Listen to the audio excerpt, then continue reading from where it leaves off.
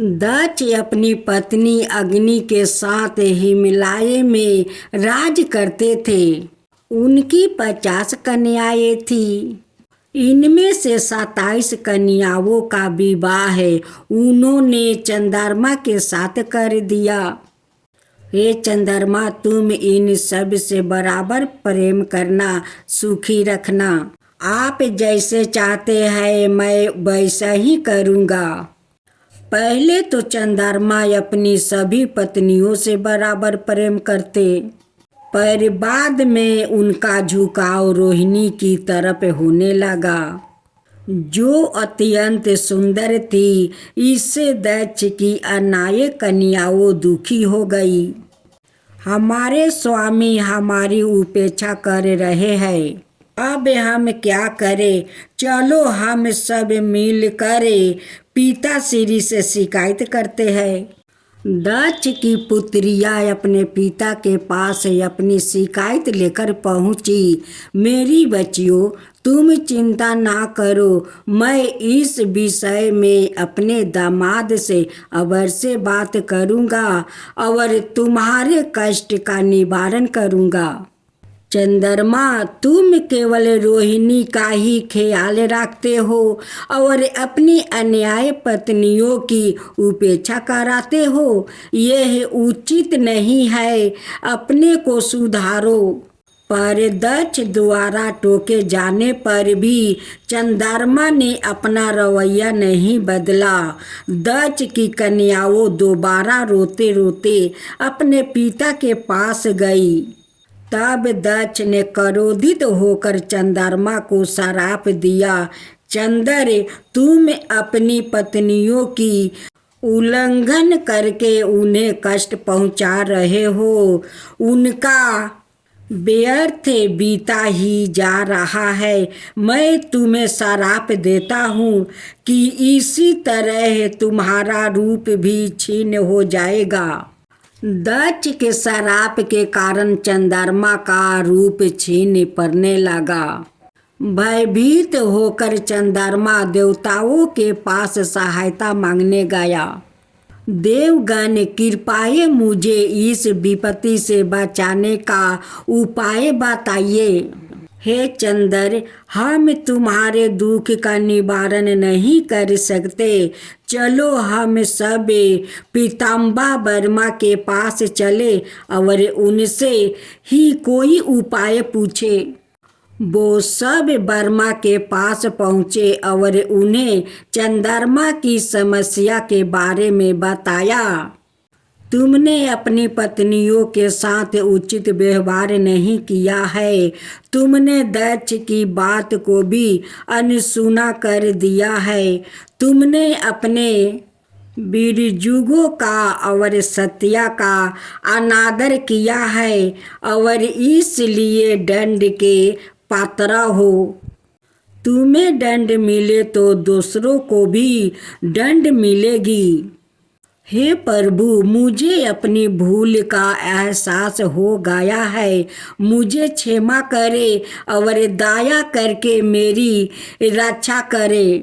देवताओं ने भी वर्मा जी से चंद्रमा की सहायता करने के लिए बारंबार विनती की। चंद्रमा समस्त वनस्पतियों का देवता है। यदि वो छीन हो गया तो समस्त पेड़ पौधे सूख जाएगा और संसार का विनाश हो जाएगा।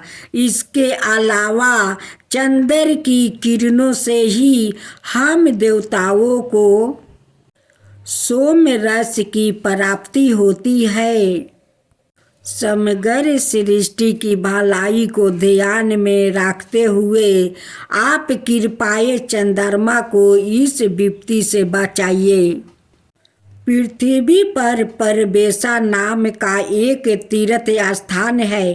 चंद्रमा को वहां जाकर भगवान शिव के पंचरक्ष मंत्र का निरंतर जप करना होगा।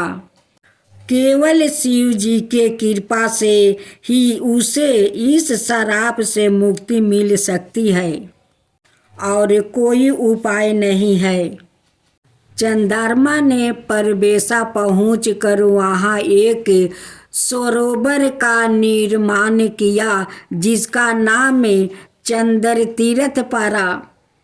उसने वही एक शिवलिंग की स्थापना की और नित्य उसी की पूजा करने लगा। उसने शिव जी के पंचरक्ष मंत्र का 10 करोड़ बार जप किया।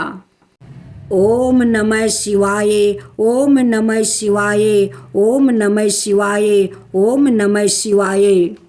एक दिन करुणा निधान भगवान शिव चंद्रमा के समक्ष प्रकट हो गए और कहे, उस शराप का आधा भाग तुम्हें भोगना ही होगा। महीने के 15वां दिनों तक तुम्हारा तेज क्षीण होगा और शेष 15वां दिनों में वो वृद्धि को प्राप्ति होगा। हे चंद्रमा, स्त्री जाति को कष्ट देना एक बहुत बड़ा अपराध है। पुरुषों को चाहिए कि वो सर्वदा उनकी सेवा में संग अपनी पत्नियों से सादा प्रेम पूर्वक व्यवहार करे। अच्छा है कि तुमने अपनी भूल को स्वीकार कर लिया है। बोलो क्या चाहते हो? हे प्रभु, कृपा करके मुझे दक्ष के श्राप से मुक्त कर दीजिए। हे भगवान, कृपा करके मुझे इस श्राप से मुक्त किया है। मैं आपसे प्रार्थना करता हूँ कि जो भी इस चंद्र तीर्थ में स्नान करके आपकी आराधना करे, उससे भी सभी कष्ट इसी प्रकार दूर हो जाए। चंद्रमा का एक नाम है शोभ, इसलिए परबेसा क्षेत्र में चंद्रमा द्वार स्थापित शिवलिंग आज शोभनाथ का नाम से प्रसिद्ध है। ऐसी मान्यता है कि जो भी इस पवित्र तीर्थ में स्नान करके सोमनाथ आराधना करते हैं, उनकी समस्त विपत्तियों का नाश हो जाता है। सोमनाथ 10 ज्योतिर्लिंगों में से एक है। आज भी यह दिव्य सोमनाथ मंदिर लाखों श्रद्धालुओं की आस्था का केंद्र बना हुआ है।